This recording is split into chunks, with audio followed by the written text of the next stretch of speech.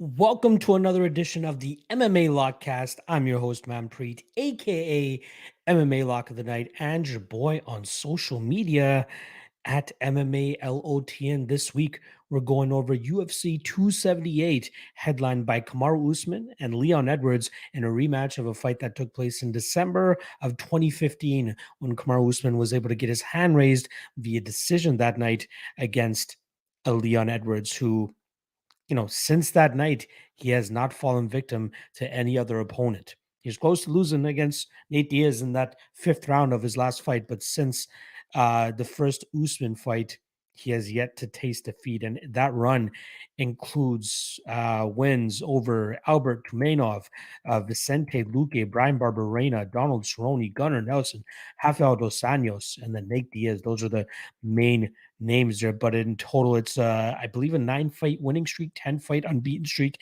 if you want to count that Bilal Muhammad fight.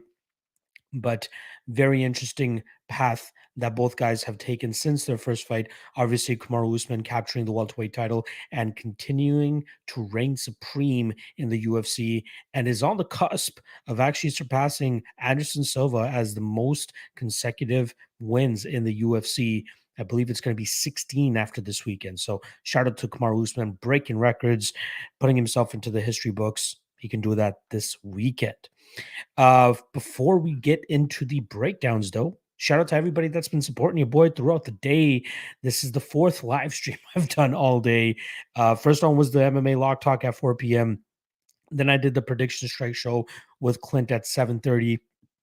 Then I hopped on with Gordo Gambos at 9 p.m. And now this will be my fourth stream of the day. But I have yet to do the MMA Lock-Cast this week. So I thought, what better time than to do it now? All right. Let's get into the betting recap of this last event before we actually enter the breakdowns. You guys always know that I like to stay as transparent as possible.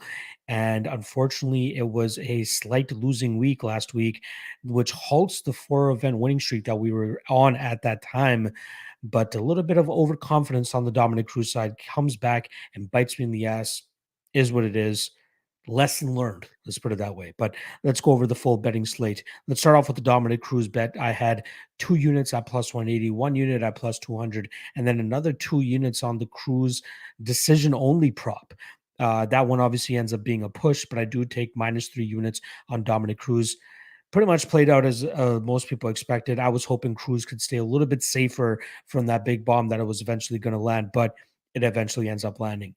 I am not going to sit here and try to make a case that anybody who bet Marlon Vera at minus 240 made a bad bet. They're the ones who ended up cashing their tickets. But in hindsight, the only thing I would change about that is not going 2 units deep on Dominic Cruz. I would rather have waited and just took 1 unit at plus 200 rather than loading up on 3 units and maybe even taking a little bit more on the decision only prop rather than the money line, just so I can get that push in case of whatever ended up happening, which was Marlon Vera sending Dominic Cruz's head into orbit. So again, you can't always bank on these minus 240, minus 300, minus 400 guys to go out there and pull off their 1-win condition, which is more often than not a knockout, right? You can't always bank on it. Eventually it's going to catch up to you. But for now, people betting that minus 240 on Marlon Vera, they get the last laugh. So I can't say too much. Where I did get the last laugh was the co-main event, where people were parlaying the David Onama minus 300, minus 400. And I'm over here with my tinfoil hat saying Nate Landwehr can make this a much closer fight than the odds indicate. Took my half unit shot there at plus 240, ended up cashing that. So shout out to Nate Landwehr, making it very risky in that third round by not following up and going for the finish. But he still gets it done, gets his hand raised, and pulls off the upset. That is the example that I want people to fall back on and realize that you can't be betting big chalk on relatively newcomers, relatively unproven guys who heavily rely on knockouts to get their wins, especially not against guys that are tested veterans like Nate Landwehr. We saw it twice on this card, and I was able to capitalize on it here. I predicted it in another spot, which I'll get to very shortly, but unfortunately didn't capitalize on it on an official betting standpoint, but I did manage to get some DGen money in on it. The other straight bet that I was able to cash, 1 unit on Priscilla Cachoeira at plus 150. That one was carried over from the week before, but I was more than happy to keep it going for this card here because I expected her to go out there and put that pressure on Ariane Lipski. And even though she didn't go out there and win a decision like I thought she would, she still managed to make it a lot more of a sweat-free spot. Glad she was able to cash that ticket. And she continues to come through as one of the least skilled fighters, but big power and big grit and a huge heart. That's why she continues to go out there and continue to win fights. It's kind of like the Derek Lewis thing, right? Like Derek Lewis, never really the most skilled guy in the cage, but he's able to get through it with his power and his grit. But that seems to be falling off now as well. But I'm going to continue to ride that Priscilla Cachoeira train in viable matchups and viable scenarios. And I felt like this was exactly that. Lock of the night play hits, but not without controversy. 5 units at minus 225 on Boudet cashes for plus 2.22 units. But man, I thought I was going to lose that bet. Like I legitimately thought that Brzezinski deserved to win that. I saw a lot of arguments in terms of volume versus output. Volume versus damage. Obviously, damage. It seemed like Budai, anytime he landed, he was landing the heavier strikes, whereas Brzezinski was kind of just tip tapping him from the outside and was hoping to win just based on numbers alone. Fight could have gone either way. I think it was Brzezinski that deserved to win that fight. I'm happy to still cash that ticket at as a lock of the night play, but I've definitely learned a lot of things about Martin Budai that night. So straight picks, which continues to be a moneymaker for me, comes through at plus 1.92 units for a 20% ROI, but it is the props which end up fucking up my night. Props and parlays, I should say. Let's go with the 0.25 units on Budaya plus 550 to win in round 2. That doesn't even come close to hitting as Brzezinski shows off a much better gas tank than I expected from him. I also had a 0.1 unit stab on Nam to win in round 3 at plus 2200. I let that cloud myself from just getting away from Nam via KO, which is probably what I should have bet, as that was the drum that I was beating on a lot throughout fight week. I hope I saved some people some money from not parlaying O'Day Osborne that night. You know, a lot of people seem very high on him. You can't count out Tyson Nam. Even though he's 37, 38 years old, we all know that the last thing to leave a fighter's skill set or physical attributes is the power. And Tyson Nam showed that he still had all of that.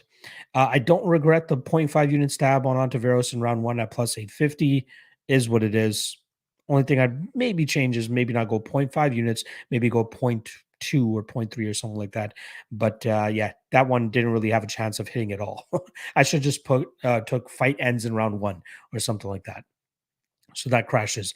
Also had a 3 unit parlay on Mearshart Silva. Fight doesn't go to decision. That cashes with like what 2 minutes left in the fight. Big ups to Gerald Mearshart for always coming through with the violence. And then Lupi Godinez, who just puts on a very abysmal performance against Angela Hill. That misses 3 units at minus 3 units at minus 150, comes crashing down. Really expected that bet to hit, but unfortunately it did not. So we come out minus 1.93 units on the event, minus 13% ROI. Slightly puts a bump in the road of the getting into the green for 2022 and having as much success as I've had over the last couple events. But we look to get back to that this weekend with UFC 278. All right, let's see what the live chat is saying here before we move on into the breakdowns. Rex Lee in the chat, appreciate you stopping by, my friend. Harmon Sarai in the chat, appreciate you stopping by. Tristan Surehouse. Hardman Sarai saying shout out to Kamaru. He is the GOAT right now, maybe. Shout out great work, Lock. Appreciate the love, Harmon. Chris Greaves saying right on first time catching a live stream in a long time, perfect time to just lit one. I intend on doing that as soon as I hop off the stream, but I do have a couple other things that I need to finish up. Cameron saying currently 5 a.m. in the UK at the moment. Sleep? Never heard of it. You are an absolute savage, my friend. Herman Sarai was saying, will you be doing another Q&A stream before the UFC 278 event? Yes, 1 p.m. Eastern on fight day. Problem Kid saying, rolling a fat one. Let's get this bread, my brother. Appreciate you stopping by, my friend. Chris Reeves saying 12:20 a.m. here in Canada on the afternoons this week. Too early for bed. Let's go. I'm right there with you.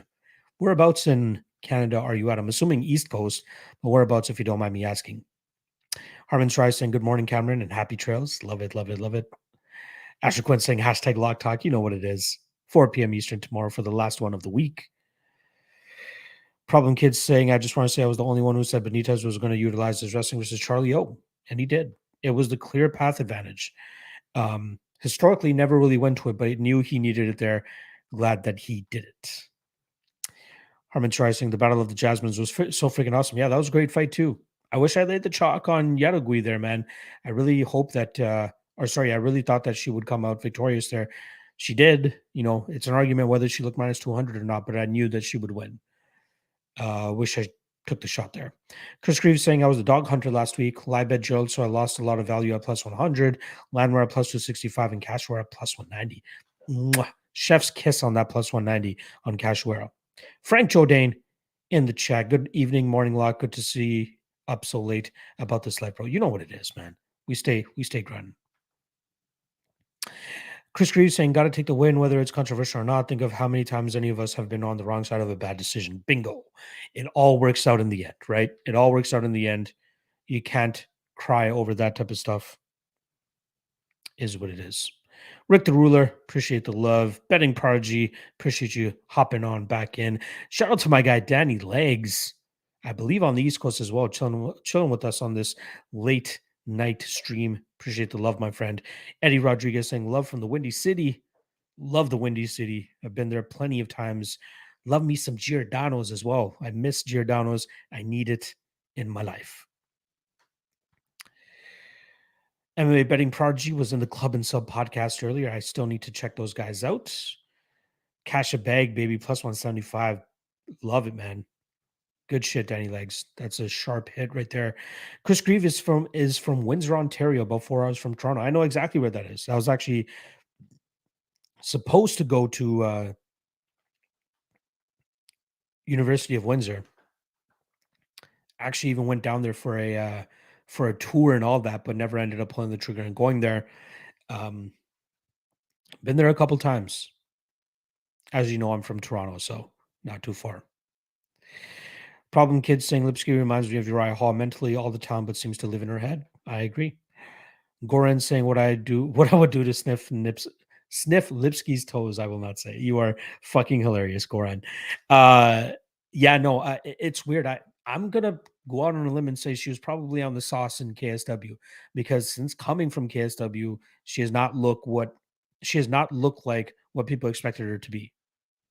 And I have 2 lock of the night tickets on her that prove that exactly against Joanne Calderwood and Molly fucking McCann. Is what it is. Alex Pickett saying, been really busy today. Hope all is well. Lock of the night. Love the streams. Appreciate the love, my friend. All right, let's get into the breakdowns, right? I don't want to be on here until fucking 2 a.m. I love talking to you guys, but my voice is really feeling it. And I got 2 streams to do tomorrow. MMA Lock Talk and propping you up with Cody back to back. So want to keep this as efficient as possible. All right, let's get into the fights here. First fight of the night, we're going to be looking at Victor Altamirano going up against Daniel De Silva. In terms of odds, we're looking at minus, what are we getting now on Victor? Because I've been seeing that line move quite a lot. Minus 170. I'm seeing minus 150 on Bet Online as well. On Altamirano, plus 145 the return on De Silva. Now, I feel pretty damn good about Victor Altamirano. I got to be honest. You know, I get the early, I get the early success possibility from the Daniel Lacerda side, or Daniel De Silva, whatever the fuck the UFC wants to call him this week. But I think that Altamirano is savvy enough to stay away from any of that trouble that's going to be coming his way. You know, De Silva is a banshee out of that gate. You know, I don't think he's ever seen the 3rd round, never seen the judges' scorecards, that's for sure. But he looks to get takedowns. He looks to use his jiu-jitsu. He looks to use his big power. But then the question comes to is his cardio. Horrible cardio. Dog shit cardio. Like, this guy looks like he falls off a cliff after like the 3rd or 4th minute. And I feel like that's where Victor is going to start to thrive, as he's able to really predict the movements of De Silva. And I think he'll start to pick him apart with his striking, probably finish him in the 2nd or 3rd round. Since you guys are here with me late night, hopping on with me, I might as well let you guys know. I actually went 4 units on Victor Altamirano to make him my lock of the night play this week at minus 168. As soon as I placed that bet, I looked at a couple of the books and then I saw that the line was dropping. I'm like, what the fuck did I miss? I'm like, I should have been a little bit more patient. I wasn't expecting this much love to be coming in on De Silva. But I think it's going to start to level out around maybe between minus 170 and minus 160. So I'm still happy with the minus 168 that I got. Again, I completely understand the early trouble that could come his way because Altamirano's takedown defense is a little bit skeptical, but I like his ability to stay safe down there, create scrambles, get back to his feet, and then get back to his handiwork of his striking because that's where he'll have the advantage here over De Silva. Not to mention the cardio advantage, which is, I think, a very big part of this fight.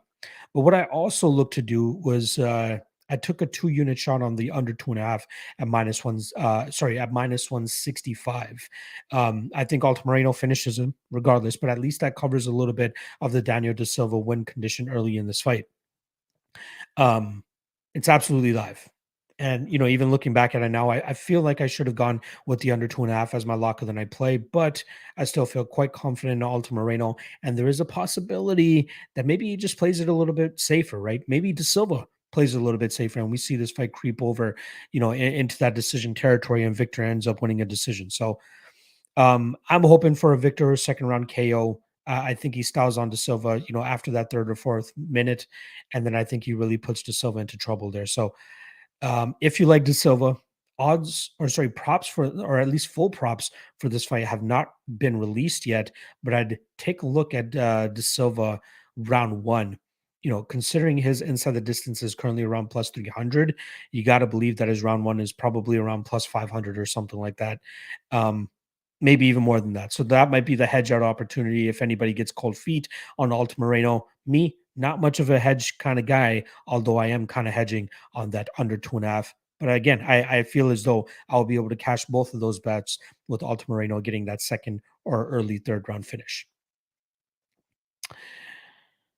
Uh, Again, just for anybody in the chat, I will gladly take comments and questions as long as it pertains to that specific fight. If you want to talk about a different fight, let's just wait until I get to that fight, and then I will be answering some of these questions. But I got to answer some of these hilarious ones as well. Shout out to my guy, Eddie Rodriguez, with the $5 dono saying Giordano's deep dish Chicago style, baby. I love Chicago style pizza. There's only one good place up here in that Southern Ontario region. Chris Grieve, if you're listening, Chicago style pizza shack in Hamilton. If you ever find yourself in Hamilton, make sure you hit that place up. One of the best deep dish spots I've ever tasted. But we know the home of deep dish pizzas down in Chicago. I need to make a trip down there very soon. Maybe whenever the next UFC event comes down there, I'll head down to Chicago once again. Problem Kid saying De Silva is a quitter, no heart, not the kind of guy I like to bet on. And he doesn't seem to be UFC level. He could get it done early. That's absolutely possible. That's why he made it to the UFC. But yes, we've seen as he starts taking steps up in competition, it's going to get harder and harder for him to truly establish that early finishing type of style that he has. Let's get some more here from Goran Pavlovich, who's saying, I see you took my comment in joking fashion. I was not joking. I will pay real money to have Lipsky cut my oxygen off by putting her long, luscious legs over me, feet down on my throat. What of you? I need Lipsky to get a cheese grater and just have me eat. Okay, that's too much. That's too much. I'm not even going to bother reading more. Goran, I appreciate you stopping by, my friend.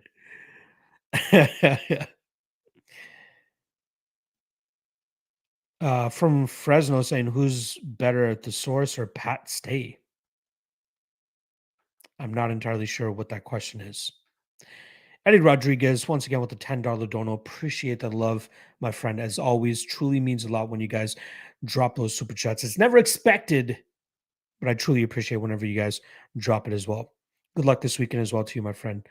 All right, let's move on to the next fight here. Oh, from Fresno saying King of the Dot. Sorry, yes, I am not much of a battle rap guy myself. I apologize. Not a battle rap guy. All right, let's move on to the next fight. We're going to be talking about a bantamweight fight between Jay Perron and Aoriqileng. In terms of odds, we're going to be talking about minus 140 for Aoriqileng and plus 120 the return on Jay Perron. However, you can get plus 130 still on Jay Perron on a couple spots. Now, again, since you guys are here nice and early, I got two of my big plays early in this card on obviously lock of the night play on Victor Altamirano. And then second fight, dog of the night. I'm going 2 units here on Jay Perron at plus 130. Or I think I got plus 132 specifically. Perron, solid grappler, good wrestler. You can see it on the regional scene. He's able to take guys to the ground. He's able to grind them out. He shows solid durability, very difficult to put away. He's been choked out in one of his fights. That was his fifth ever or sixth ever professional fight back in April of 2017. Obviously, we know that recently he's been making some changes in his training camp. Obviously, he went over to Syndicate before his second last fight. So I'm looking forward to seeing how he looks, truly fleshed out in that gym now. But I think we're going to see his grappling and his jiu-jitsu come into play here against Aoriqileng. Now, Aoriqileng, the Mongolian murderer, it's always tough to bet against the guy with that nickname, but I think that we're starting to see, he can be beaten. Jeff Molina had a war against him, finished or almost finished him, but that fight went the full 50 minutes. Cody Durden, that's the fight that I'd like to hone in on because that's kind of the blueprint that you could use to beat a guy like Aoriqileng. We're talking about Cody Durden, who landed 5 takedowns, 5 of 10 takedowns. So he went 50% that night with almost 6 minutes of control time there with some good work from on top. I think Perron can replicate that. I think he can do something similar, maybe even have a little bit more success. Aoriqileng will obviously be the better striker in this matchup, but I'm not completely sold on his big power that he'll be able to stop a guy like Jay Perron, who we saw in his last fight, eat big shots from a bigger guy in Mario Bautista and keep moving forward and keeping it, close somewhat in that fight, at least in terms of being able to stay conscious. But I think a lot of people are kind of hopping off the Jay Perron train just because of that 10-5 record. But I think a lot of those losses, coming earlier in his MMA career, and he's really starting to change things around, bringing in the right people, bringing in the right coaches. And I think that we're going to see him go out there and have a solid outing this time around. He did have a contender series fight where he lost to a guy, who is this guy here? Dwight Joseph, who has a 12-1 record. Not entirely sure why he didn't get signed after that. I believe it was a slow paced fight, if I'm not mistaken. But yeah, lost to a legit guy. So I'm not going to fault him too much for that Dwight Joseph loss. And then obviously Mario Bautista, short notice fight, loses that fight. So yeah, I'm going to go Jay Perron here. Grapple heavy approach. Hopefully it comes through plus 132. I'm right there with you. Oh, Goran, I'm not going to block you or anything like that. I'll let you keep saying what you're saying, but I'm just not going to highlight your comments. Appreciate it. He's saying peace. Zach Johnson saying he almost finished Molina late. Yes, if you guys remember, that was where like Jeff was like pointing to the ground and saying, "Let's go," and then he gets rocked. I love that he called himself out on that afterwards as well. MPTV saying Aoriqileng has had the tougher strength of schedule. Therefore, I'm going with the 94th ranked Aoriqileng. The only thing I'll say about that, if you did actually mean that, was like he's been given those opportunities, right? Like he's been the one fighting, or at least been in the UFC a little bit longer to be able to fight Jeff Molina and Cody Durden. If we want to talk about his regional fights, he's fighting some sketchy competition. You know what I mean? 5-1, 5-3, 4-4. Like a lot of the guys, even deep into his career, he's fighting have very skeptical records. Kai Car France, he lost that fight. It's like the only legit guy that he fought. He fought Grigory Popov earlier in his career and he lost that fight. So I'm going Jay Perron here to grind this fight out. And the guys have been very fired up on social media, if you guys have been watching that as well, saying this is the biggest he's ever been, but the weight cut has been the easiest it's ever been. Hopefully he can translate that into the cage here. So yeah, give me Jay Perron. Problem Kid saying, where does Perron train? Syndicate MMA, which is Vegas under John Wood. MPTV saying, but Kai didn't finish him. That is correct. Eddie Rodriguez saying, what's the most attractive fight on the undercard? Define attractive. Like the fight that I expect to be the most entertaining or the hottest matchup? What do you mean by attractive? Or do you mean from a betting perspective? Let me know. All right, let's move on to the next fight. As my guy gets his question together here, we're going to be talking about a flyweight bout between Amir Albazi and Francisco Figueiredo. In terms of odds, we're looking at minus 475 on the chalk heavy Amir Albazi, plus 380 the return on Francisco Figueiredo. Um, there's some uh, these guys are hilarious. Just see uh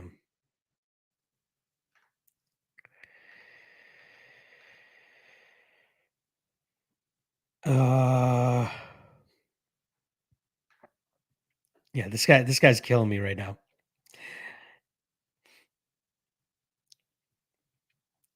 I didn't see myself getting added to any chats. But it is killing me. I'll say that. All right.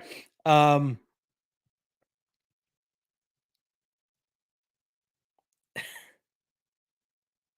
you guys are hilarious. Let's see here. One more thing from Problem Kid saying Piranha hands will probably look better than two. They should. I'm not banking on it, but we'll see. All right, like I said, Abazi, big favorite here. He should roll. I think he's one of the um I think he's one of the more promising prospects at 125 pounds. I think he has the wrestling. Obviously, he's shown that over his last couple fights. That's kind of what won him the Zalgas Sumagula fight, which I expect to be a much tougher fight than what he's going to be getting this weekend against Francisco Figueiredo. His hands are coming together, which is a big sign of, improvement. The kid's still young, right? The kid's only 28 years old. It's unfortunate that we haven't seen him in the cage for nearly a year and a half, but I feel like this is a great opportunity for him to go out there and prove why he's one of the top guys in this flyweight division and why he'll likely be in that maybe top 8 of this division if he continues his ascent the way that he is. Figueiredo, we know what we're getting with him, right? Like he's quite low level. How he's still squeaking out victories inside the UFC is because being guys like Jerome Rivera, who just needs to pull the trigger a little bit more, and he could have had a little bit more success in the UFC. Loses a decision to my guy Malcolm Gordon, and then knee bars Daniel De Silva. But you know, if Francisco didn't get finished earlier, then he'll probably would have finished De Silva later in that fight, regardless. But yeah, I think that this is a tough matchup for Figueiredo. His only way to win this fight is if he knocks out Amir Albazi early. I just don't see that happening. I love Amir here.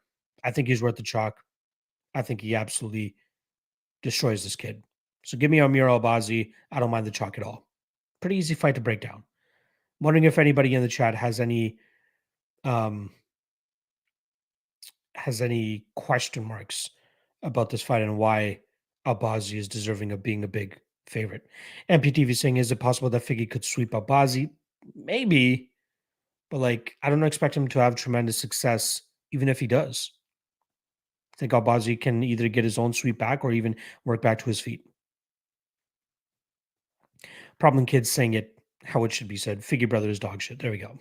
There's always the shittier brother, right? There's never, if you guys can show me an MMA brother or sister duo that is both very successful in MMA, I'd be surprised. There's always the shittier brother, right? Valentin Overeem, Alexander Emelianenko, Ninja Hua. I don't want to disrespect Ninja too much, but you guys know what I mean. Zach Johnson saying wish Figgy, exactly. Cameron saying Bazzi by decision. I wouldn't rule out him possibly getting an early finish here as well. MPTV saying better to be Francisco than Herbert. Exactly. There you go. Herbert Burns, another unfortunate brother tandem. All right, let's move on to the next fight here. It's a 170-pound fight between AJ Fletcher and Angel Loosa. In terms of odds, we're currently looking at minus 150, minus 155 on Fletcher, plus 135 the return on Loosa.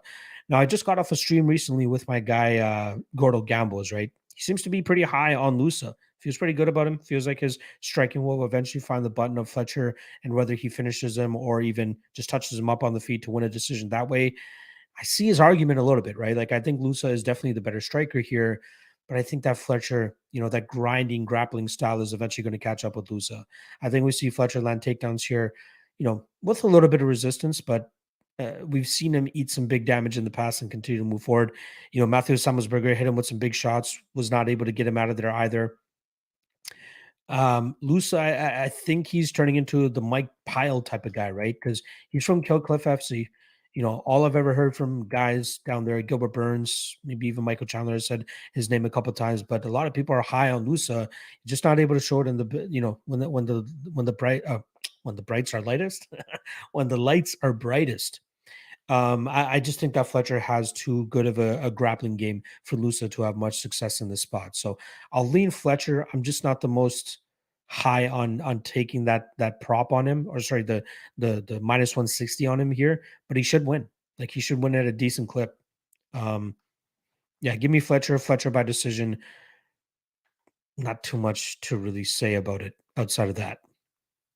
Loosa by KO is live though, but I don't think so. Jimmy the Drunk in the chat. Appreciate you stopping by saying Bone Goat Lock. I hope I'm reading that correctly. Jake Noker in the chat. Feed me Fletcher on minus 155. I hear you. Also, Jake, please let me know if I am pronouncing your last name correctly. Noker, right? Is that what it is? Zach Johnson saying Sherbert Burns. I love it. Eddie got Fletcher. I'm right there with you, my friend. Problem Kid saying Loosa is big for no reason. Is how they say it. For a dude who is so big and athletic, he doesn't fight like it. Exactly. No Ecker. Jake Noecker. Love it. Josh Shergill on the chat. Appreciate you stopping by, my friend. John Bones Goat Luck. Okay, got it. I like it. All right, let's move on to the next fight. Not too many big thoughts on that matchup. I'm going with AJ Fletcher. All right, let's move on to the next one here. It's a flyweight women's bout between Miranda Maverick, who's coming in as a minus 600 favorite, plus 450 the return on Shanna Young. Now, these women have actually fought in a exhibition match 3 years ago, just about 3 years ago, when Miranda Maverick was able to submit Shanna Young via rear naked choke halfway into the first round. Now, if you guys remember, that was a part of their Invicta Phoenix Series one night tournament event that Miranda Maverick actually ended up winning. She defeated Victoria Leonardo first by decision. I believe that was only one round, though. Yeah, 1 5-minute round. She beat her by decision there. Chokes out Shanna Young in the next fight, and then beats Deanna Bennett in the main event, or sorry, at least in the finals. That was a 3 by 5-minute round fight. She was able to choke her out in the third round there. And that was actually avenging her loss that she had to Deanna Bennett 7 months prior to that. So you see the improvements in Miranda Maverick's game in even small doses, right? Obviously, in the UFC, she's fumbled the bag ever so slightly against Macy Barber. Obviously, she deserved to win that fight. That's probably the biggest robbery in UFC history. And then Erin Blanchfield, we know what Blanchfield brings to the table, and I cannot wait to put all my money on Erin Blanchfield against Molly McCann. Although, I'm assuming we're going to get heavy chalk on Erin Blanchfield that night. But we did see Miranda Maverick go out there and choke out Sabina Mazo in round 2 of her last fight back in March, where she was a minus 370 favorite. I believe that night is when I had her parlayed with Magomed Ankalaev, who defeated Thiago Santos that night, as my lock of the night play. Miranda Maverick is that reliable chick, in my opinion, right? Depending on the matchup, she arguably won the Macy Barber fight. The Erin Blanchfield fight was a tough one, right? We saw a lot of money coming in on Erin that fight, which actually ended up making Erin the favorite come fight time. So there's a lot of hype on Erin Blanchfield. She showed why that night, especially against a highly touted prospect in Miranda Maverick as well.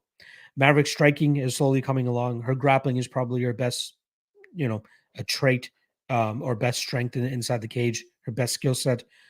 Using her strength against her opponents, getting them into bad positions, beating them up on the feet, and then opening up submission opportunities for herself. I think moving over to Elevation Fight Team the way that she did over the last couple fights is a great spot. Like I think it's the perfect move for her. She was only going to be able to go so far, fighting out of Missouri, out of Mackin Summerser's gym. She was only going to get so far. Now she has legitimate training partners, legitimate coaches. Shout out to my guy, Elliot Marshall. I think they're going to have her prepped and ready to go. I think this is an easy matchup for her, which is why she's minus 600. Props is probably the best way to attack this. Maybe Maverick inside the distance, which currently sits at plus 125. I think she eventually opens up a finishing opportunity for herself and snatches it up here. I do have Maverick a part of a four-legger that I have. Not often that I make official four-leg parlays, but there's a couple of spots here I feel like are shoe-in spots, and I want to take advantage of them. That being one of them, Albazi being another one of them. There are two more throughout this card that we'll talk about very shortly. But give me Miranda Maverick. Shanna Young might have the slight technical striking advantage, but I think she's going to struggle with the grappling of Maverick just as she did in the first fight. So give me Miranda Maverick. Oh, Cameron saying plus 200 for a Fletcher decision is tasty. I like it. I don't mind that myself. Jazz Shergo saying, and you. I hate to say it because I want Usman to win, so Chimaev murders him, but Leon is going to get it done. Wow. Big take there from my guy, Jazz. Maverick round one and Maverick inside the distance is value at plus 400. I don't know about round one, but I do think that she wins this fight inside the distance. Six-Man Film saying Maverick by sub. It's absolutely possible. Also, I do want to give a shout out to my guy, Gordo Gambles, who brought up Maverick by TKO. And the reason I bring that up is because it's currently sitting at plus, wow, it's plus 550 now. I thought it was plus 900. Oh, it opened plus 900 on BetOnline and has gotten bet down to plus 550. I probably stayed off at plus 550 now, but like the reason I'm bringing it up is because whenever people look at somebody who has a grappling advantage over their opponent, they're just like, submission is the only way they're going to win. But you guys forget about the possible ground and pound and TKO spots as well, especially if somebody's going to have a tremendous grappling advantage over their opponent, like I expect in this spot. Submissions are just as likely as the TKO, in my opinion. So if ever you see a spot where the TKO is like plus 1200, because the grappler more often than not goes out there and gets submissions, I think it's worth taking a little bit of a poke on those outrageous TKO lines in case they get a ground and pound finish rather than a choke of some sort. Just something to continue you guys to get you guys thinking a little bit more and remaining a little bit more open-minded. Problem Kid saying Miranda Maverick used to train not far from my old gym. I remember when she was on regional, she's got insane work ethic. She's a workhorse and a half. Jake Noecker saying Mav Def gets a W, but don't you dare touch this fight at minus 600. I consider her for a parlay piece when she was minus 340, but minus 600 my ass. She's gonna look minus 600. I'm sorry to say it. DFS Whispers in the chat. Appreciate you stopping by, my friend. As always, Alex Ramirez in the chat. Appreciate that as well. Jake Noecker saying, are Blanchard and McCann odds out yet? Praying they make Aaron like minus 130 to minus 200. They are not out yet, but I'd be surprised if they're that close. I'm assuming minus 400 Aaron Blanchfield. Oh, MPTV saying Miranda already choked the skrill out. Will Shanna make the adjustments? No, I agree. Frank Jordan saying after last week's loopy fiasco, I'm afraid to trust Maverick, but she should be DK gold, so I can't fade her. Yes. Again, every matchup is different. Every scenario is different. So don't just say because this happened last week, this is going to happen this week. And the biggest thing for me was, what was it? Oh, a heavyweight fight. I think it was earlier this year or it was last year. But I bet Curtis Blades inside the distance against Derek Lewis and then ended up eating my words that night. And the following weekend was Gone versus Rosenstruck. And I was so confident in Gone, but I had concerns because of what happened the previous week. And I'm just like, heavyweights, right? Gone might not end up being worth the chalk because he could get nuked by Rosenstruck. But in the back of my head, I knew Gone was worth the chalk. There's no way Rosenstruck was going to catch him. And we saw what happened there. MPTV saying, Elliot, I like that guy. Yes, Elliot Marshall is a beast. Jazz, I will talk about the Tybura fight a little bit later when we get to that, but you may not be an idiot. Jimmy the Drunk with the 499 dono. Appreciate the love, my friend, saying, worst skid, Alvi or Yanni the Greek? Is Yanni on a skid? I did not see the skid that he is currently on. Actually, he didn't do that well on Contender Series from the picks that he dropped there. I'm going to say Alvi, though. I love my guy Yanni. Don't rag on him too much. Yanni's my guy. All right, let us move on to the next fight. We're going to be talking about a men's featherweight bout between Sean Woodson and Luis Saldana. In terms of odds, we got minus 345 on Woodson and plus 285 the return on Saldana. Now, I don't want to disparage Saldana too much, as my guy Santino DeFranco is going to be cornering him this weekend. And I might actually have Santino on tomorrow's coach's main event marathon if he can lock down a time with me, even though he's going to be helping Saldana cut weight. But I think Woodson kind of rolls in the spot.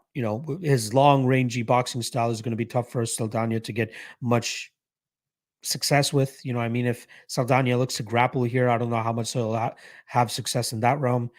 He'll be live early, but he's going to have to really lean on a knockout to get this win, because we've seen how bad his gas tank can look in previous fights, right? The Austin Lingo fight starts to drop off tremendously. The Bruno Souza fight starts to drop off tremendously. So cardio not his strong suit. He is not panning out to be the guy that I expected him to be coming off the Contender Series, and I think that's why he is a plus 285 underdog in this spot. I wanted to make a solid case to bet Luis Saldana, but I can't come to it. Woodson is just a better striker in this spot, and I think his takedown defense is going to be good enough to deal with Saldana, who's not really much of a grappler, right? So give me Woodson by decision, maybe Woodson round 3/decision if you guys have access to that prop, because he could absolutely finish Saldana late in this fight. But yeah, I like Woodson a lot. I think we're going to see him work the body just like he did against Colin Anglin, and then I think that eventually opens up a finishing opportunity for Woodson. So give me Woodson. Again, I'm hung up between Woodson inside the distance, which is currently plus 175. Not a bad line, actually, now that I'm thinking about it. And then Woodson decision, which is currently plus 130. So also Woodson round 3 plus 5. Oh, sorry, plus 650. People hammering that line as it was plus 900 earlier this week.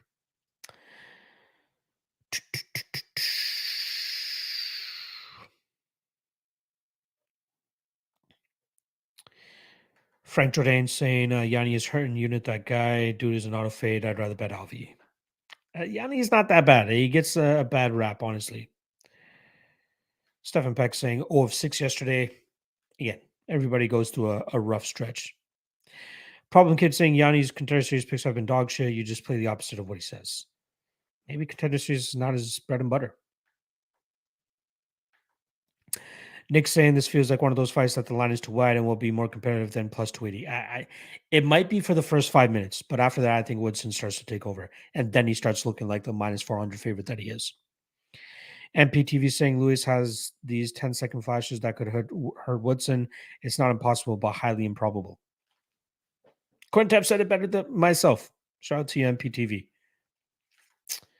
All right, let's move on to the next fight here. We're going to be talking about a lightweight bout between Jared Flash Gordon going up against 42-year-old Leonardo Santos. In terms of odds, we're looking at minus 265 on Gordon, plus 225 the return on Leo Santos. Seeing a lot of love come in for the old timer here. Jared Gordon opened up at minus 315. Now he's down to plus 260, or sorry, minus 265. A lot of people believing that Santos has what it takes to beat the guy, Jared Gordon. Now, Jared Gordon, I prefer backing him as an underdog, right? That's why I was able to cash him against Danny Chavez. That's why I was able to cash him as against Joe Selecki. I did fumble the bag when he went up against Grant Dawson, but still, I am positive betting Jared Gordon fights. But with that said, I would much rather bet him as a slight underdog than a chalky favorite. Leo Santos absolutely has the power to put him out. Santos by KO is plus 700, which is absolutely live. Santos by sub is plus 900, which is interesting as well. But Gordon, for the most part, has solid submission defense. I know he got finished by Grant Dawson, which kind of surprised me, right? I really thought Gordon would get stronger as that fight went on, but Grant Dawson pulled it through and eventually got that finish himself. So shout out to him there. But I still think that Gordon has enough in the tank to go out there and get a couple of solid wins. But I think that this is one of those spots that could be very iffy. So I'd rather stay off of parlaying Jared Gordon in this spot. I think he wins. I think he outworks Leo Santos, and I think he wins a decision. But minus 265 is a little bit wild for me to take a shot on. Leo Santos is absolute the value side here, but I'm not sold that he's going to be the one that actually pulls it off. Last thing I'll say, I think a lot of people are going to be shitting on Leo Santos for that poor gas tank that he showed against Clay Guida, but let's not forget everything and the kitchen sink that he threw at Jared Gordon, or sorry, at Clay Guida in that first round.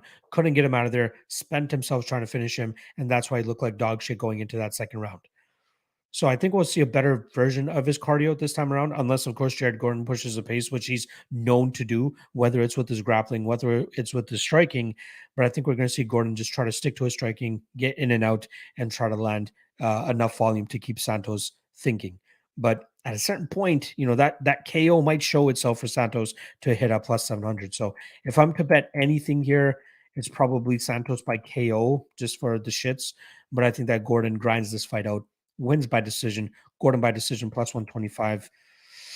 Probably my favorite prop in terms of how the winner would likely win this fight.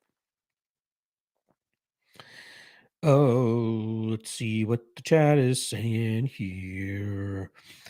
Problem Kid saying Jared gonna maul Leo. Alex is saying Santos by sub. Interesting. Jimmy the Drunk saying Leo has about 4 minutes to win per usual. I think we'll see a little bit better of his gas tank here, but it depends on the pace that Jared pushes, right? If Jared is smart, this guy's going to work him. This guy's going to put the punches on him, work the body, create action so Leo starts to gas out. Problem Kid saying this reminds me of the Dalby and Claudio Silva fight, except Jared Gordon can actually grapple. Yes, good point. Gordon is a very underrated grappler. Problem Kid saying lightweight is one of the divisions where age is definitely a factor alone. Most of these guys are athletic as hell. Yes. I don't know, man. 42 is 42. You're right. MPTV saying fading is natural in a fight, but Santos turns into a non-violent hippie type. There you go. All right, so I'll go Gordon by decision. That brings us to our prelim headliner. It's a fight between heavyweights here. We got Marcin Tybura coming in as a plus 290 dog, minus 350 the return on Alexander King Kong Romanov. Now, going into taping this fight, actually, you know what? Let me sip my water real quick because I can feel my throat getting a little bit scratchy.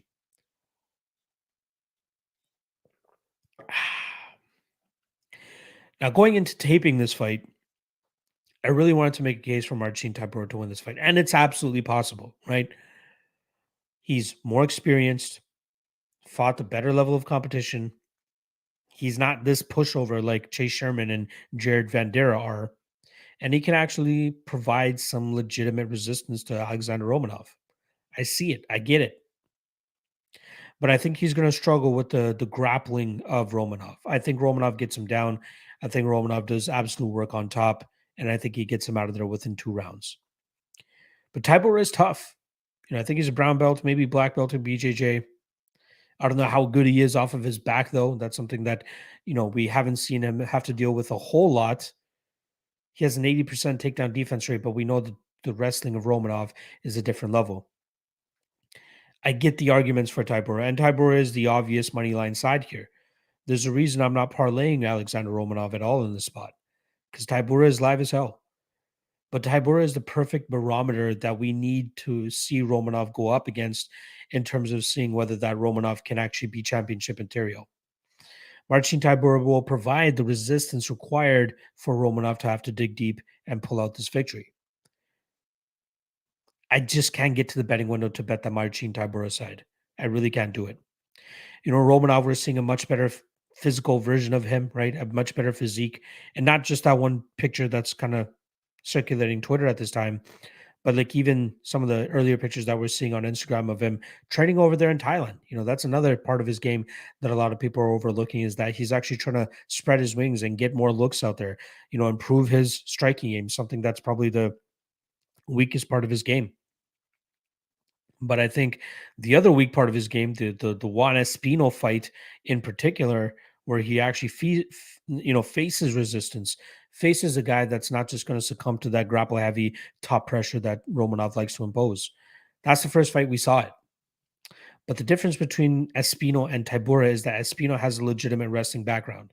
I get it. Tybura is a high-level BJJ specialist. Okay, maybe a high level is pushing it, but he is a BJJ specialist. That's something that he can do. But how certain are we that he's going to go out there and get these reversals? How certain are we that he's going to pull off a submission off of his back? I think that's going to be tough. Romanov in that fight against Espino really pushed himself. He really faced adversity that night. And I think that's why he decided to go out there and take care of his physique, try to come in better shape, try to work on that conditioning, because it's going to get harder and harder to not, to compete with the higher level of heavyweights in the UFC, because you're not fighting tomato cans anymore. And I think he realized that in the Espino fight. That's why we see him in much better conditioning much better shape. Conditioning is still TBD. We'll find that out this weekend.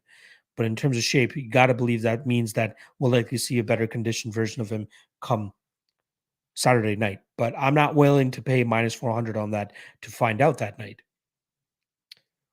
So remember David Onama last week? Remember O'Day Osborne last week? I say it time and time again. Like, guys that are finish reliant going up against legit experienced heavyweights, we can't back them at chalk. You can predict them to win. Sure, go for it. But in terms of actually putting money where your mouth is, you got to be very careful laying that type of chalk against guys that are relatively unproven against legitimate competition. That's where Romanov is here. I wish I could get to the betting window and bet Tybura. I feel like I'm going to be kicking myself come Saturday night, but I just feel like this is one of those spots where he's not going to be able to overcome the wrestling and that top pressure of Romanov here. So give me Romanov inside the distance. I see a lot of people trying to be cheeky with that over 1.5 because it's all the way up to minus 175 right now. But I'm not counting out the possibility that Romanov just gets him down early and smashes him early as well. Again, people don't want to hear that. Even the people backing Tybura, they don't want to hear that because they think Tybura will be able to survive. But I think that Romanov still gets it done early. This fight as a whole, though, no bet, not touching it.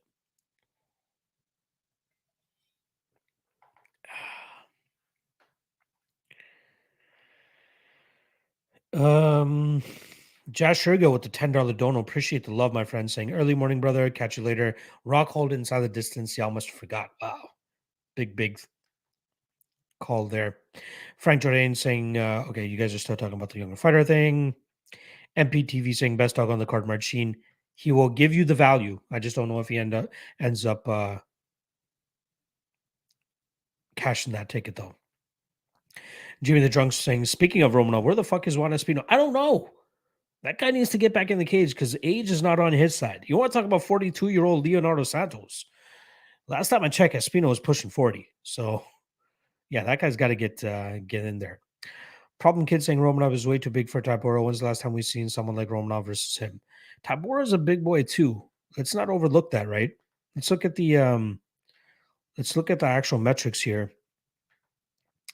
According to UFC stats, which could be off every now and then, 6'2" Romanov versus the 6'3" Marcin Tybura. 75-inch reach for Romanov, 78-inch reach for Marcin Tybura. Tybura is a big boy. Again, Romanov may not show that in his reach and his height, but he's a big boy too. But let's not overlook how big Tybura is as well. Nick saying Romanov is the easiest taping ever. Takedown smash. Good game. Yeah, pretty much. Alex, you saying I like betting the Polish fighters, but can't with Tybura, especially versus Romanov. Problem Kid saying Espino also has had underrated jiu-jitsu. Yes, he did. Appreciate you stopping by, Eddie Rodriguez. I feel like it is a late night for you.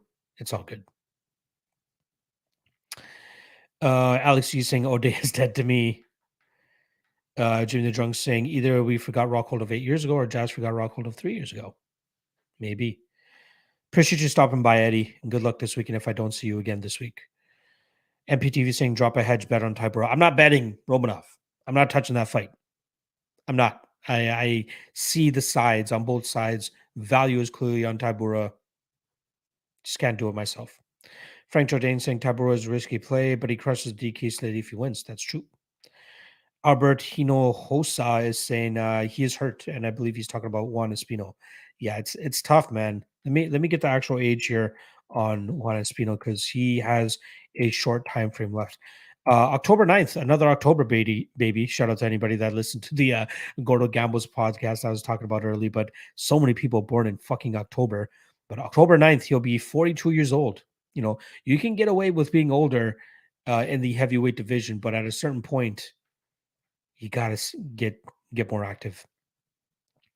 Problem Kid saying, I thought Romanov was way bigger. Nice catch. I'll catch wins and see, and see what's up. There you go.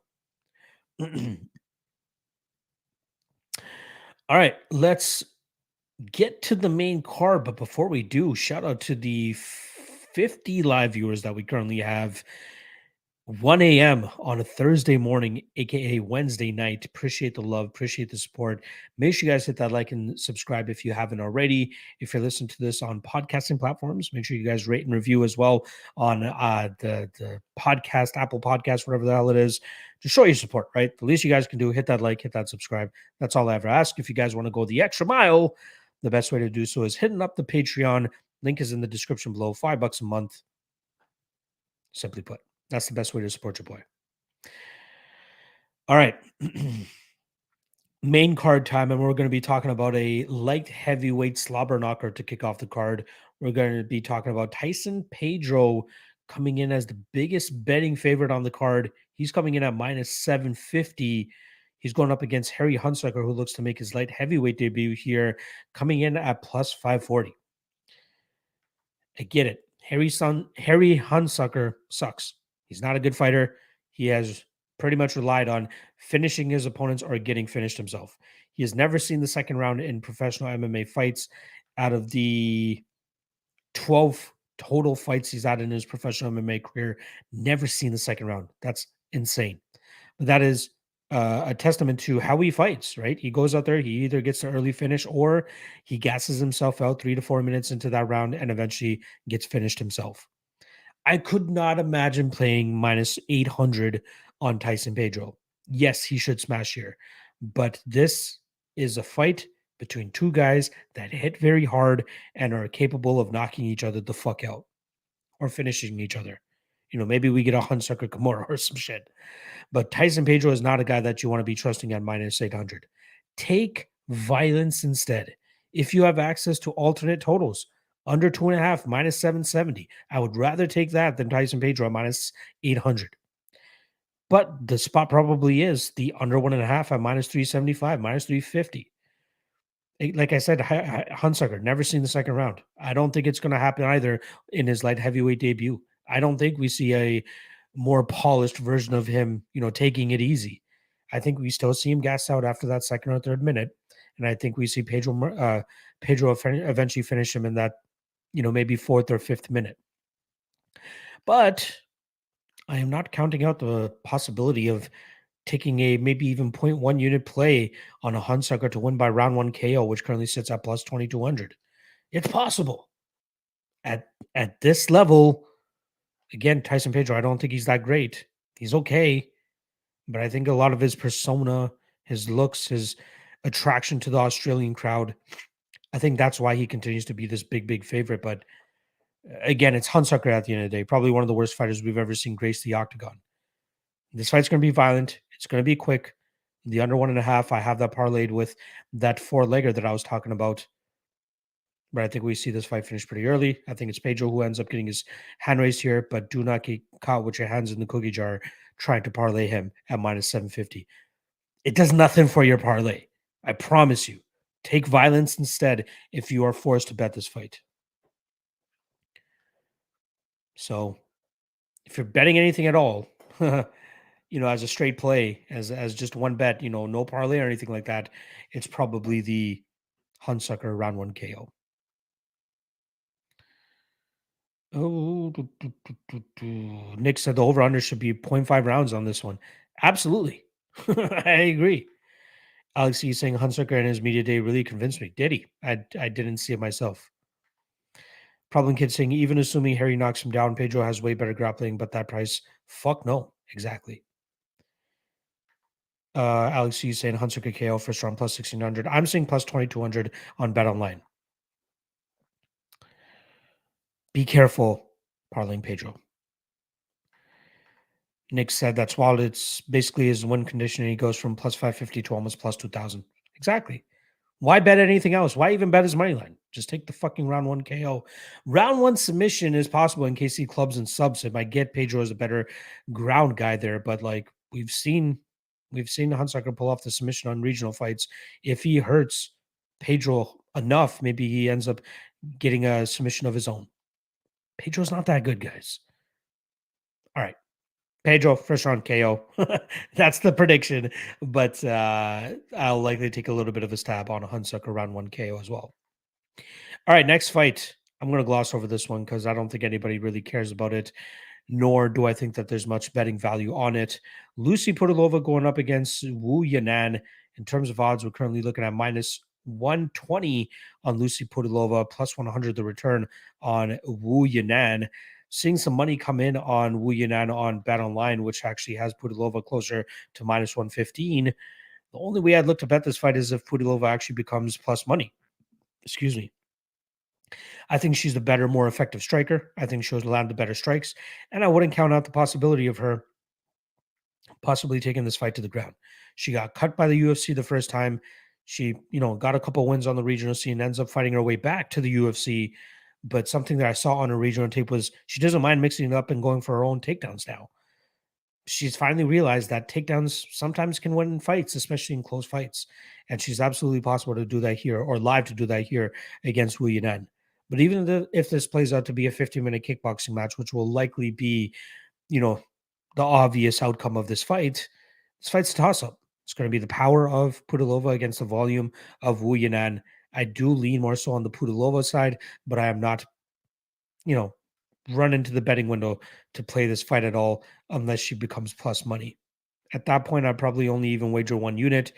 Pudilova by decision is plus 110. I'd rather just play the money line, obviously, if it's not off by too many points there, but that's likely going to be the path for this fight. I don't know why they put it on the main card, is what it is. But yeah, I think Pudilova wins that fight. Yeah.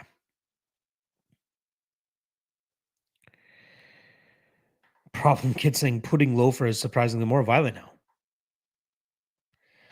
Matt Paulin's in the chat saying, love it when I catch you live. Love when you catch me live as well, my friend. So yeah, I'm going to go Pudilova there, Pudilova by decision. All right, let's talk about the last three fights that people are probably most excited about. First up, Jose Aldo. Plus 120 against the machine Merab Dvalishvili. Minus 140 is what we're getting on his side. Highly debated fight throughout the week. Another similar fight in terms of the stipulations going into this fight compared to the main event of last weekend of Dominic Cruz and Chito Vera, right? Possibly changing of the guard, passing of the torch, if that's what you want to call it. Obviously, the torch was passed last week with Cruz losing to Marlon Vera the way that he did. Is Jose Aldo going to pass the torch here to Merab Dvalishvili? Easy fight to break down, right? Merab, takedowns, control, pressure. Aldo, get up because he's going to get taken down. Let's be honest. He has a 90% takedown defense rate, but he's definitely going to get taken down here. But get up, land strikes on the feet, dish out damage, maybe find a KO. I like Jose Aldo in this spot. And like I'm doing my best to not get sucked into, the whole Aldo and how great he used to be. And, he's still fighting at a high level. He's still fighting at a level where he's getting solid quality wins and looking good doing so. His boxing looks better than it's ever been. I wish he would still go back to his leg kicks a little bit more than he used to, or like he used to. But at this point in time, 15 fights after we started banging on him for not throwing enough leg kicks, I'm done trying to say he needs to throw more leg kicks. But his boxing looks great. His body work looks great. Betting Jose Aldo as an underdog against, a guy that's still trying to prove himself in the top 5, not a bad look, right? I don't want to discredit Merab Dvalishvili's wins by any means, right? Marlon Moraes is a solid win. Cody Staman's a solid win. But, like, we're talking about Jose Aldo here, who seems to, even at 35 years old, can still go out there and have solid performances. He'll be 36 in less than a month, by the way. Yeah, I'm gonna take Aldo here. I think he'll be able to get up enough. I think he'll be able to land more damage. The reason Merab gets so many goddamn takedowns every fight is because his top control is not that great. He struggles to hold guys down. And Aldo, one of the better takedown artists that we've ever seen inside the cage, or sorry, takedown defense guys that we've ever seen inside the cage, and his get-ups, it's going to make it very difficult for Merab to really hold him down and land enough damage from on top. I think it's going to look maybe even similar to the Jack Cartwright fight. Maybe, a poor man's version of the Jack Cartwright fight. And what I mean by that is we'll see a lot of takedowns from the Merab side, but we're not going to see enough damage, in my opinion. That's where Jose Aldo will start to pull ahead, is with the damage. So give me Aldo. Give me Aldo by knockout, which I last saw at plus 450. I think he stuns the crowd here and he pulls off a big win. And last thing I'll say about this, the lesson that I learned from the Cruz fight is don't go too deep on it, right? If you're getting plus money, go one unit. You don't need to go that heavy. You're getting underdog odds already. We don't need to prove a point by going even harder there. We have to take into consideration that this could be like a changing of the guard. This could be a different trajectories type of moment here where Merab's really on the upswing and Jose Aldo, a little bit on the upswing, but not totally there to be like he's a legitimate title contender that we need to be like, okay, throw him into a title fight. If he gets a win here and knocks out Merab, we could talk about that, but that's yet to be seen. So give me Aldo. We disrespected him by making him a small dog to Rob Font. Made him very close odds against fucking Pedro Munoz, which still confused about. I'm glad that I was able to cash that. But yeah, I like Aldo here. Damage versus output, but ultimately, I don't even think we're gonna have to worry about judges' scorecards. I think we see Aldo get him out of there. Interestingly enough, the under 2.5 is plus 170. Fight doesn't go to decision is plus 150. Just throwing it out there. The thing I've been saying about Merab is yes, he's a great fighter, great takedowns, great cardio, great energy, all that. But until you can fight somebody that can stuff enough takedowns, has a good enough get up game, and is a decidedly better striker, he's gonna get butchered.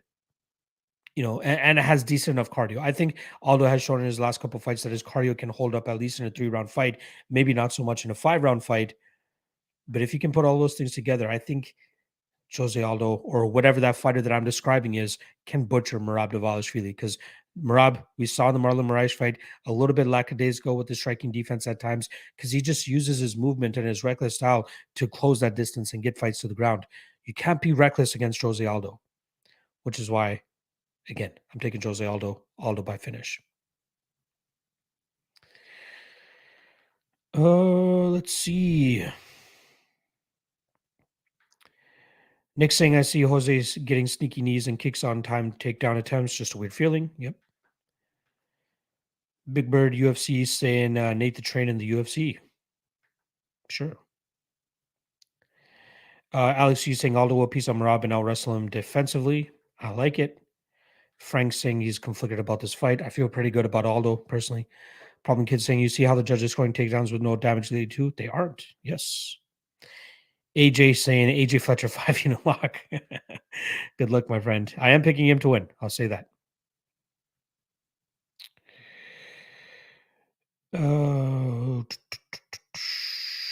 Big Bird saying I'd rather take fight goes to decision. Don't feel like dealing with controversial decision. Possible there. Problem Kid saying if Merab was a good striker, I'd say changing of the guard. He doesn't lose to wrestlers. Never has. Good point. Southpaw saying geez, late night sesh. You know what it is, my man. Betting Prodigy saying Aldo all day here. Kind of feel like Aldo is a better version of Moraes in a way, right? He is. I think so. Even though Moraes has beaten him, but I think so for this specific type of fight. Yeah, I agree with you. Big Bird saying if Ice can't knock out Merab, then Aldo can't. Good point. And PTV saying Merab by 3rd round TKO. Aldo looks way different in round 3 than round 1. He's looked pretty good in the past couple of round 3s that I've seen him. Betting Prodigy saying Merab by finish. He doesn't know, does he? I don't know. Southpaw Pike saying, I like Merab's hand speed, pressure, and pace, 29-28. I've been on Aldo in his last 3, but now it's time to hop off. We shall see. It's a tough test for him, for sure. I like Merab's style, but this is that barometer test for him. Can he get past Aldo? Can he get past the technical prowess of a striker like Aldo, the get-ups of Aldo? If he passes this test, I'll be a lot higher on Merab. All right, let's move on to the next one here. Co-main event. We got a middleweight fight between Paulo Borrachinha Costa going up against Luke Rockhold in terms of odds. We're looking at heavy chalk on the Costa side, minus 350. Interesting because he was minus 275 a couple of days ago. Plenty of love and money coming in on him, making Luke Rockhold a plus 290 underdog. This is very similar to the Marcin Tybura fight for me in terms of if Romanov doesn't get the early finish, or, he can grind out and get a decision win as well. I'm not counting that out, but a lot of that, minus 400, minus 350 on these guys are finish dependent, finish reliant. If Paulo Costa is not able to get an early finish, if Paulo Costa doesn't get the finish period, this fight will play out much closer than that minus 400 indicates. Luke Rockhold is live in this spot, but I just cannot for the life of me trust that durability and that chin of him, especially against a heavy hitter like Paulo Costa. That's where I fail to want to really jump on the Luke Rockhold train. Luke Rockhold, skill wise, is one of the greatest fighters ever. And people might shit on me for saying that, but he really is. Amazing striking, brutal body kicks, great jiu-jitsu, solid wrestling, good top pressure. He had it all. Cardio was off the chain too. But that fragility, that chin issue started to rear its ugly head. And that's why Luke Rockhold has been starting to slow down in his career. Not to mention the plethora of injuries that he's had at this stage of his career, right? I think he's 37, pushing 38. We saw even Paulo Costa in his last fight not even trying go a solid 5 rounds against Marvin Vettori. Not even trying. And what I mean by that is like we remember the whole light heavyweight change during fight week. Like it really did not seem like he gave a fuck that night.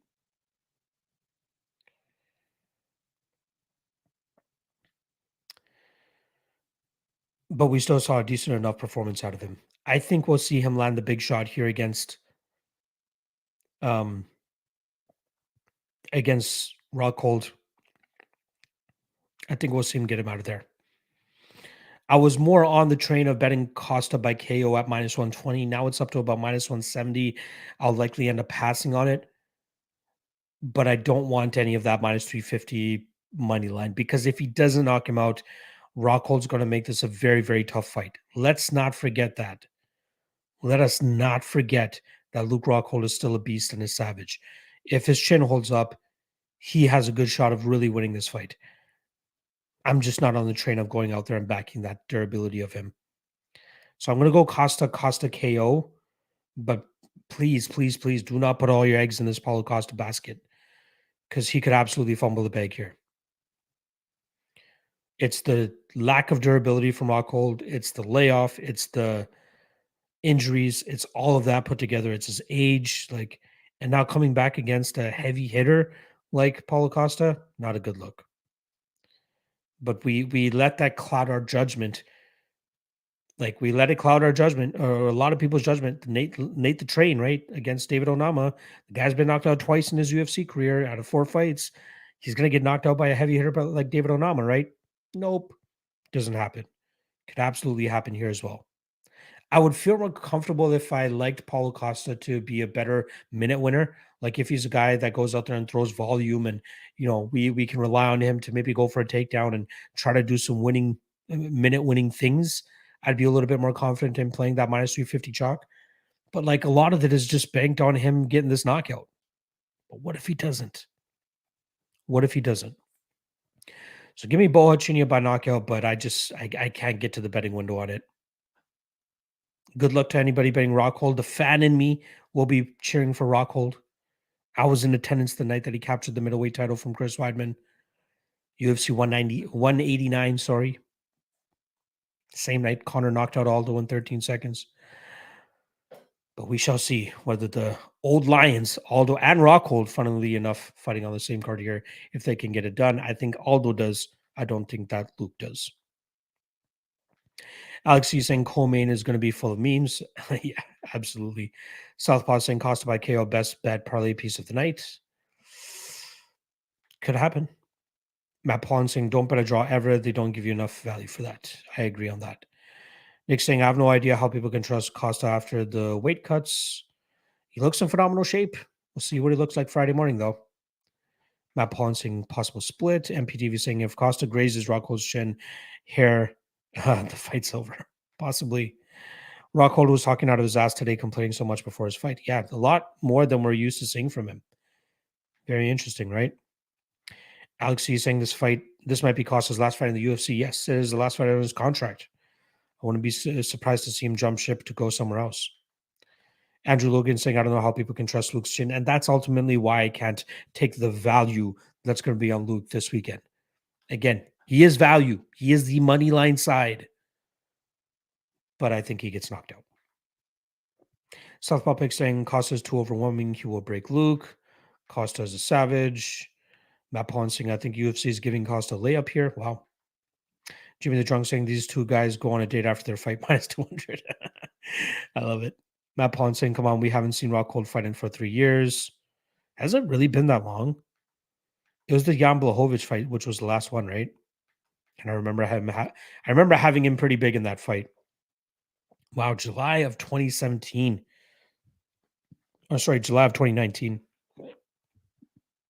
Excuse me. He was scheduled to fight Sean Strickland back in November, but he got a herniated disc. The guy just cannot, get it going in terms of his body. Sucks to see.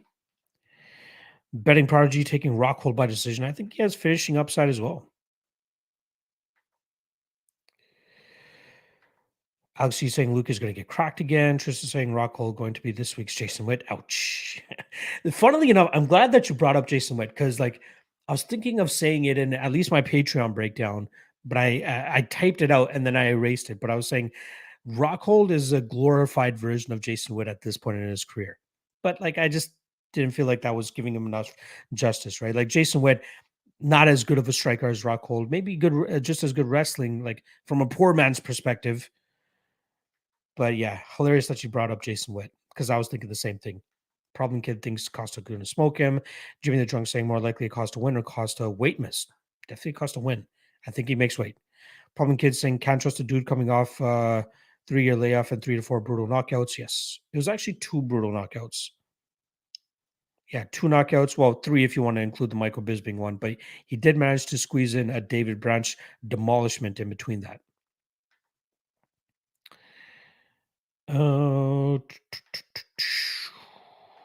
Boob saying, is this live? Yes, it is, my friend.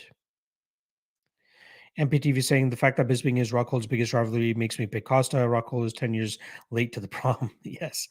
They're boys now, which is funny enough. Nick saying, did you see Costa's poll he put up on Twitter asking if he would miss weight? It was like 90% people saying no. He's going to make the weight. You know it. Let's be honest. Problem Kid saying, never bet chinny fighters. Fuck their pedigree. Chins don't care about your record or who you beat. I agreed. Might be Luke last fight too. Got to take advantage of that broke chin. And one thing about what Problem Kid said here, you got to pick your spots because there are times where chinny fighters could go out there and get the win. Nate Landwehr, perfect example, right? Sometimes chins hold up, sometimes they don't. But as of late, it has not been.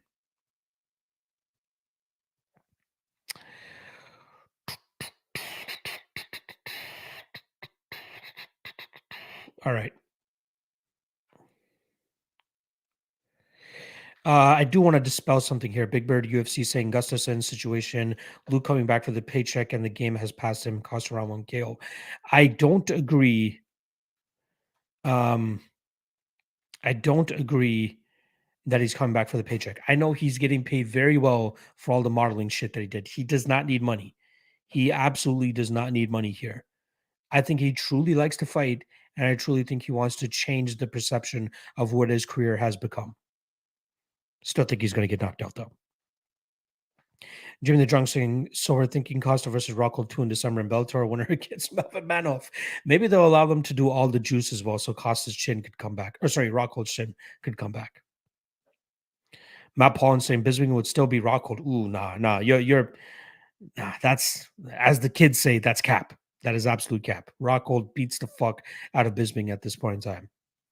Daz Fausing was watching you with Eric on Gordos. Hey, live best. Let's fucking go. Appreciate that, my friend. Alexandre Ribeiro saying, what do you do if you catch Costa giving Mrs. Jazz back shots? What am I going to do? Nothing I can do. Andrew Winkler saying Dober McKinney is the most handsome fight. Ooh, no, McKinney, huge drop off there. Altamirano is third on under 2.5 is minus 180. I love it. I got in at minus 160. Southpaw Pick saying Luke Marlin Clear was only booming when he was relevant. He looks old and washed. Still got paid a fuck ton from that. All right. Main event time. Let's get to it. But first, shout out to the 60 live viewers now we have banging with us on this 1:30 a.m. edition of the MMA Lock-Cast. Appreciate everybody hanging with us here. Make sure you guys hit that like and subscribe below if you haven't already. Let's get right into this. Kamaru Usman coming in as a minus 380 favorite, plus 310 the return on Leon Edwards. Kamaru Usman looking to defeat Leon Edwards for a second time and break the winning streak record in the UFC, which is currently held by Anderson Silva. He's looking to beat it this weekend if he's able to go out there and beat Usman. I don't see it going any different than the first fight, right? Both guys have made tremendous improvements since their first fight. Usman, likely going down and trying to make a case for himself to be one of the greatest fighters of all time. And I will continue to beat that drum just based off of his skill set alone, right? Grappling, wrestling, cardio, output, improving striking. He has it all. The guy is legit. He's one of the greatest fighters of all time, just based off that skill set alone. Not a lot of guys are able to hang with him. The only guy to even get close is Colby Covington. Because Colby Covington is pretty much the same is a carbon copy of Usman. And we saw it in their two fights, right? The biggest moments in those fights was obviously Usman breaking his jaw, breaking Colby's jaw, and then the two knockdowns that he had in that second round. But outside of that, fight was kind of close. So I still think Usman goes out there and does work. I think that we'll see him go to his grappling more than he has over his last couple fights. I just don't see how Leon wins this fight other than a Hail Mary KO. I don't see him winning a decision. I think Usman grapples him into the ground more often than not. And I think that Usman is live for a late finish. As my guy Boob just said here, let's not forget Leon got rocked by Nate Diaz in his last fight. I think that was, due to exhaustion, because that was a 5-round fight. I think that he was starting to slow down there. Usman's not going to slow down. Usman will put the pressure on him from minute 1 to minute 25. So an Usman finish is absolutely live here. I feel like people might be looking to eke one out by taking Kamaru Usman by decision. I think you might be playing with a little bit of fire there. If you can get, let me see what FanDuel is holding it at here, but Usman by round 4, round 5, and decision. What's that sitting at?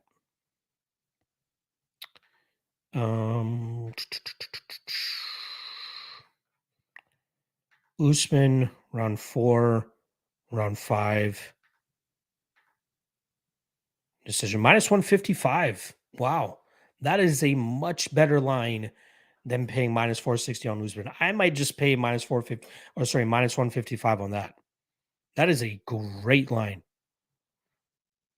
I think Usman starts to pull away with this late, but damn, I was expecting that closer to being like minus 250, minus 300. Like, I don't think he knocks out Leon Edwards early here. I think this goes into the 4th, 5th rounds. I think this is going to be a lot of grappling. Yeah, I might take a small shot here on Usman round 4 or 5 decision.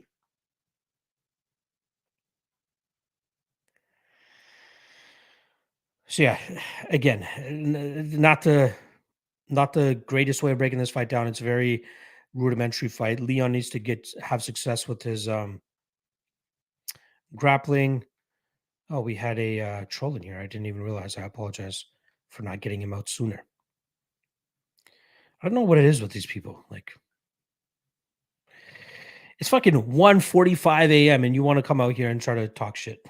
Like, get a life. Fucking, I was about to say a very bad word that I shouldn't be saying on stream, so no, keep it off that. Yeah, Usman wins this fight. Round 4 or 5 decision, I think, is the best bet at minus 155. I have him parlayed as well with that to cap off that 4-legger that I told you guys throughout the stream. Once again, that 4-legger that I have is Usman, Maverick, Albazi, and the under 1.5 in the Hunsucker fight. I put 3 units at plus 130, plus 131. Sorry. There you guys go. All right, let's see what the chat is saying here, and then I'm going to slowly wrap this thing up. Oh,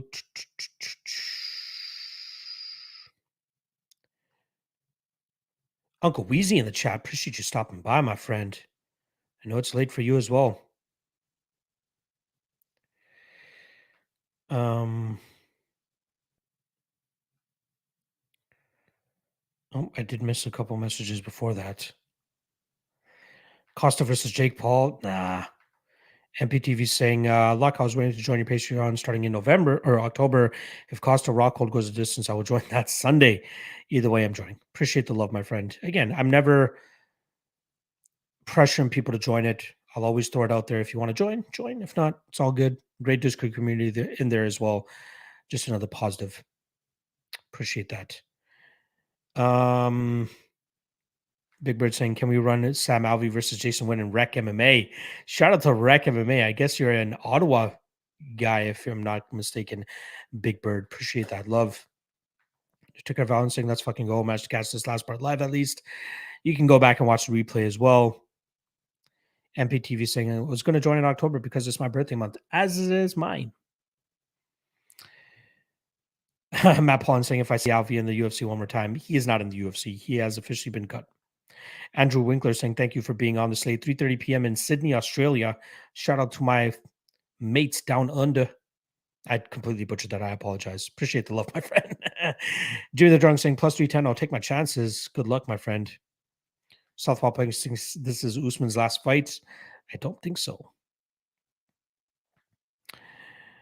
Boob saying, taking a second loan on Usman. Not a bad look.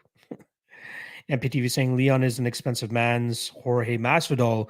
Usman to win a crotch sniffing decision. Right there, which as well. Southpaw saying Usman going to win and bid farewell to the sport and allow Hamza to claim the next era. I think he fights Hamza before he hangs it up. Fender Jazz saying I'm picking Usman, rooting for Edwards big time and betting absolutely nothing on this fight. I don't hate that as well. Daz saying Usman and Maverick in nearly all my parlays. Please, please, MMA gods, no funny stuff. I don't hate that. I think they are the two, throw Albazi in there. I think those are like the 3 money line spots that are a can't miss spot. Barbarena saying almost finished. Southpaw Pick saying Barbarena almost finished Leon late in their fight as well. Yeah, he does start to slow down late in fights. I think people continue to overlook that. Problem Kid saying if Nate Diaz can rock Leon when Nate offer really no resistance on the mat and not much on the feet at all, he's going to gas bad against Usman and then get smoked bad too. I'm hoping Usman keeps it until late in that fight though. Next thing, I want to put together a fucking parlay for underdogs on the last 3 fights here. I want to will it into existence. It's not going to happen, my friend. It's not going to happen.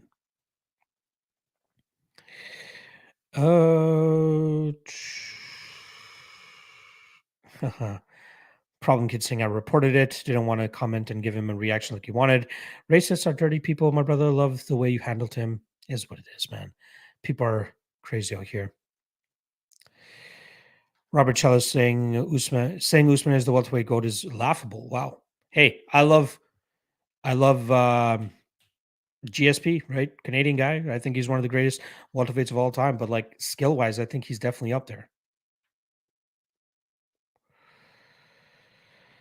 And again, it's not his fault in terms of who's ahead of him. He's fighting everybody that they're putting in front of him, and he's beating them quite decidedly outside of Colby Covington, who I believe is the number 2 guy.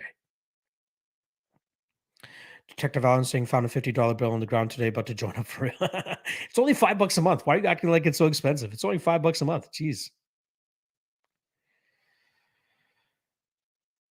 Jay Perron gets it done. I think he wins. MMA betting Prodigy saying picking Usman sprinkled someone Edwards by decision plus 700. I'd be surprised if he wins via decision. Usman Anjum saying I got fade a guy with my name. Ooh, you're gonna fade Leon? If I remember correctly, only one of these guys has made an opponent cry in the UFC octagon. John Jones. Frank Jordan saying good night, Lock. Thanks for staying up. Thanks for the love as always, my friend. Oh, Addicted to Combat in the chat saying, what's up, Lock? Over 4.5 at minus 155 is probably the only way I'm attacking the main event this week. Good luck, my friend. MPTV saying, great show, man. Pre, you're a savage for putting out all this content. Rest well. Appreciate the love, my friend. Fender Jazz saying, Rec MMA, love those shows. Never a shot watching my friends fight, though.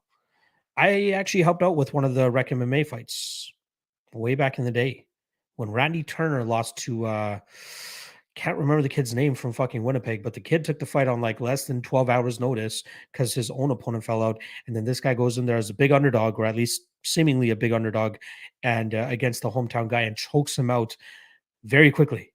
And I've never heard an MMA crowd more silent than I did that night. Shout out to Rec MMA.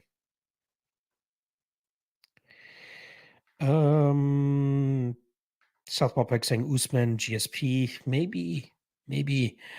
Detective Allen saying it's not expensive. I'm just broke. I get it.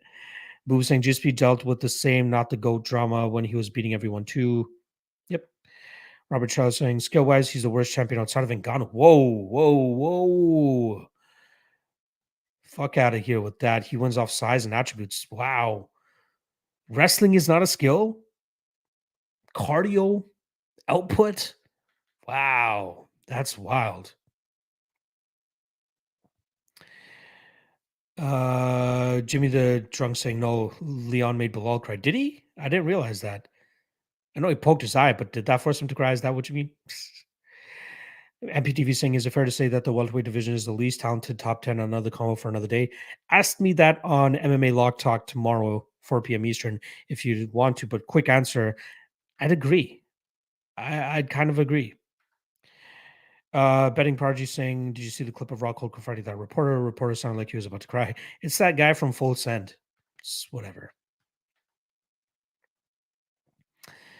Problem Kid, what time tomorrow? 4 p.m. Eastern on my channel, 5 p.m. Eastern for propping you up with me and Cody. Nick saying, take it easy, man. For you. Hopefully, I'll be able to capture more of these live. Monday to Thursday, for sure. Concrete 4 p.m. Eastern to 5 p.m. Eastern. I just chat with the chat, so make sure you come through for that. But the rest of these podcasts are kind of sporadic in terms of when I drop it. Robert Cello saying he's definitely pound for pound number one, though. Not Volkanovski for beating Holloway 3 times. Volkanovski could be up there too. Fender Jazz saying, dude, I trained with Randy Turner. He went on to a pro career. I went on to drink a lot of beer. Shout out to Randy Turner, a Canadian legend that not a lot of people will actually know.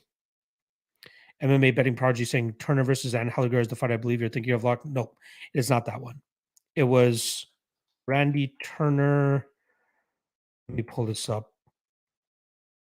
Again, I worked this fight the whole week I was there. Michael Bannon. Randy Turner versus Michael Bannon choked him out in 56 seconds. That's the one that I'm talking about. In front of his home crowd. Rec MMA 2.0. I believe Randa Marcos was on that card as well. And I had to go get her a pregnancy test because it was required by the commission. Let me see if there's any other names that I think are of note. Randa Marcos, Wardenberg, that guy was an absolute beast as well. Yeah, those are really the only guys. Love going back down memory lane. All right. Last question here I'll take from Boobs saying, Lock, do you think the Usman line will improve throughout the week or will it just get stronger? I'm seeing some resistance, right? We're seeing some love on Leon Edwards, and that's why we're getting minus 380 now. But I think it's going to stick around that minus 350, minus 400 range. So I think what you're getting now is likely what you get by fight time as well. All right. Appreciate the love as always. Appreciate you guys hanging out. I got to go do a bunch of other stuff before I go to sleep. Lock the night, dog of the night, standing updates. I don't know if I'm going to be able to get to those tonight. I'll try to do those tomorrow. But I do have to finish my best bets and props article for the Patreon as well. And then I'm going to finally get some sleep. So probably a 3 a.m., 4 a.m. night for your boy. Appreciate the love. Appreciate everybody checking out the show. Hit that like and subscribe on the way out. I'll catch you guys tomorrow, 4 p.m. Eastern, right here for the MMA Lock Talk, 5 p.m. Eastern on the All-Star for propping you up with Cody. That's it. Love you guys. Appreciate you guys. Have a good night. Good morning, wherever you guys are. Good afternoon, wherever you guys are. Appreciate the support as always. Catch you guys tomorrow. Peace out.